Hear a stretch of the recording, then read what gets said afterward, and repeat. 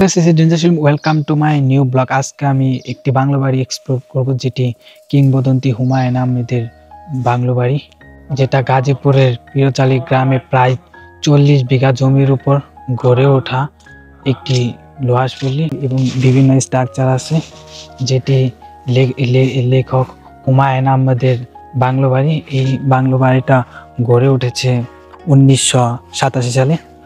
এই বাংলো বাড়িটা বেশ এক্সপেন্সিভ এবং এইটা ঢোকার শুরুতেই একটি কঙ্কালের মাথা দেখতে পাবেন। এটা হচ্ছে সুইমিং পুল এবং এই বাংলো বাড়িটা দেখতে অনেক সুন্দর। আমরা ভিতরের দিকে যাই।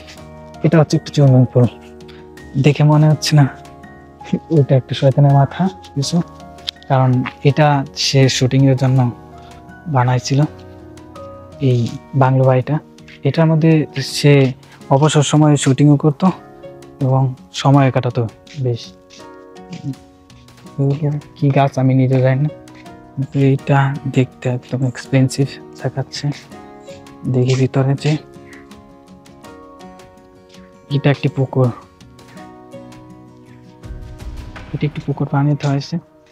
দেখি হুমায়ুন আহমেদের সমাধি, কারণ এখানেই তাকে দাফন করা হয়েছে এবং এগুলো সিল করে দেওয়া হয়েছে যেন কেউ ঢুকতে পারে না। কিন্তু আগে ঢোকা যেত মনে হচ্ছে, কারণ আমি এর আগেও কখনোই আসিনি এটার মধ্যে, এই ফার্স্ট টাইম চলে আসলাম। এই যে এটা হচ্ছে সমাধি, চতুর্পাশ দিয়ে গ্লাস করে আটকে রাখা হয়েছে যেন কেউ ঢুকতে না পারে, এবং এইটা এক্সপেন্সিভ করে দেওয়া হয়েছে গ্লাস করে। আগে এটার ভিতরে ঢোকা যেত, কিন্তু এখন কেন ঢোকা যায় না সেটা আমরা জানি না।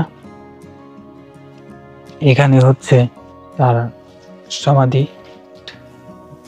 এই গাছগুলো লাগাতে হয়েছে, যেহেতু এটা বাংলো বাড়ি তাই এটা এক্সপেন্সিভ করে ওইভাবেই তৈরি করা হয়েছে। দাবাগুলো সুন্দর করে সাজাতে হয়েছে, মনে হচ্ছে এইগুলো মানুষ খেলতো, তো এখন যেতে পারে। এখানে অনেক প্রেমিক প্রেমিকা মনে হচ্ছে আসতো, না ভাঙলেই চলে। এটা ওই জায়গায় ওঠা যায় কিনা সেটাও আমি জানি না। সুজন টিপা, ও নামটা এক্সপেন্সিভ। এটা লেসু গাছের উপরে এইভাবে বানাইছে। আমি এটার উপরে আছি এখন, এটার উপর থেকে আমি নামবো। ও নো, এটার উপরে দেখতে ঠিক এমন। এটা বানানো হয়েছিল এক্সপেন্সিভ ভাবে এবং এই জায়গায় আরো বেশ কয়েকটি এরকমই স্ট্রাকচার বানানো আছে যেগুলোর মধ্যে ওঠা যায় এবং এখন পর্যটকদের জন্য উন্মুক্ত করে দেওয়া হয়েছে। একজন লোক পাহারা দিয়ে রাখে। বাড়িটা বেশ এক্সপেন্সিভ করে বানানো হয়েছে, দেখতে অনেক সুন্দর। এই গাছটার প্রচুর পরিমাণ শিকড় এবং প্রত্যেকটা গাছের মধ্যেই নাম লেখা আছে যে কোনটা কি গাছ।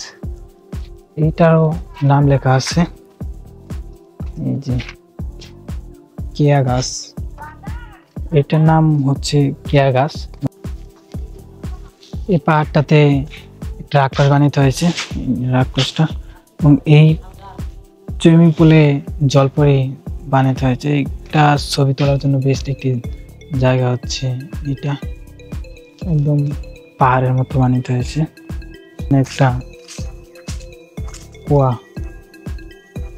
এখানে আগে একটা কুয়া ছিল, আমরা কুয়া বলি সেটাকে, এটা এখানে ছিল। এখন আর এটার ভিতরে কিছু নেই, কিন্তু এখানে দিঘির নাম লেখা।